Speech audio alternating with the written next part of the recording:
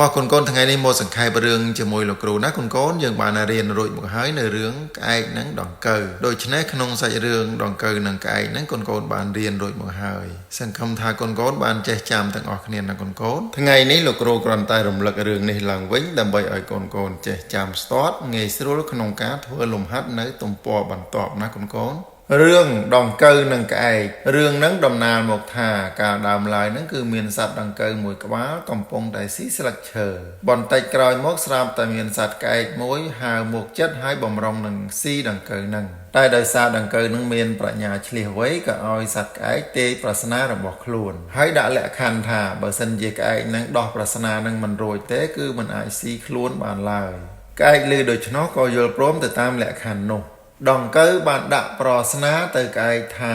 តើអ្វីដែលផ្អែមក្រអូបជូរនិងស្អុយជាងគេក្អែកក៏ឆ្លើយថាអ្វីដែលផ្អែមជាងគេគឺស្ករទឹកឃ្មុំអ្វីដែលជូរជាងគេគឺក្រូចឆ្មា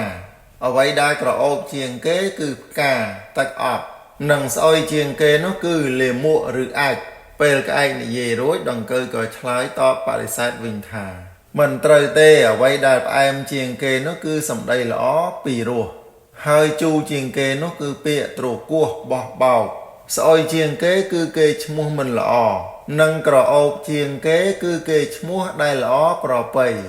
ដោយសារទាល់ប្រាជ្ញានិងការគោរពនៅពាក្យសម្ដីដែលបាននិយាយជាមួយដង្កូវសត្វក្អែកក៏សុំចុះចាញ់និងខានបានស៊ីដង្កូវនោះទៅមកកូនថ្ងៃនេះមកសង្ខេបរឿងជាមួយលោកគ្រូណាកូនយើងបានរៀនរួចមកហើយនៅរឿងក្អែកនិងដង្កូវដូច្នេះក្នុងសាច់រឿងដង្កូវនិងក្អែកហ្នឹងកូនបានរៀនរួចមកហើយសង្ឃឹមថាកូនបានចេះចាំទាំងអស់គ្នាណាកូនថ្ងៃនេះលោកគ្រូគ្រាន់តែរំលឹករឿងនេះឡើងវិញដើម្បីឲ្យកូនចេះចាំស្ទាត់ងាយស្រួលក្នុងការធ្វើលំហាត់នៅទំព័របន្ទាប់ណាកូនរឿងដង្កូវនិងក្អែករឿងហ្នឹងដំណាលមកថាកាលដើមឡើយហ្នឹងគឺមានសត្វដង្កូវមួយក្បាលកំពុងតែស៊ីស្លឹកឈើបន្តិចក្រោយមកស្រាប់តែមានសត្វក្អែកមួយហើរមកចិត្តហើយបំរុងនឹងស៊ីដង្កូវហ្នឹងតែដោយសារដង្កូវហ្នឹងមានប្រាជ្ញាឆ្លៀសវៃក៏ឲ្យសត្វក្អែកទេប្រស្នារបស់ខ្លួនហើយដាក់លក្ខខណ្ឌថាបើសិនជាក្អែកហ្នឹងដោះប្រស្នាហ្នឹងមិនរួចទេគឺមិនអាចស៊ីខ្លួនបានឡើយក្អែកឮដូច្នោះក៏យល់ព្រមទៅតាមលក្ខខណ្ឌនោះ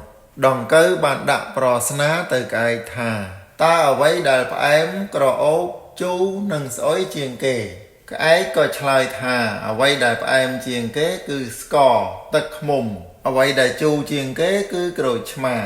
អ្វីដែលក្រអូបជាងគេគឺផ្កាទឹកអប់និងស្អុយជាងគេនោះគឺលាមកឬអាចពេលក្អែកនិយាយរួចដង្កូវក៏ឆ្លើយតបបដិសេធវិញថា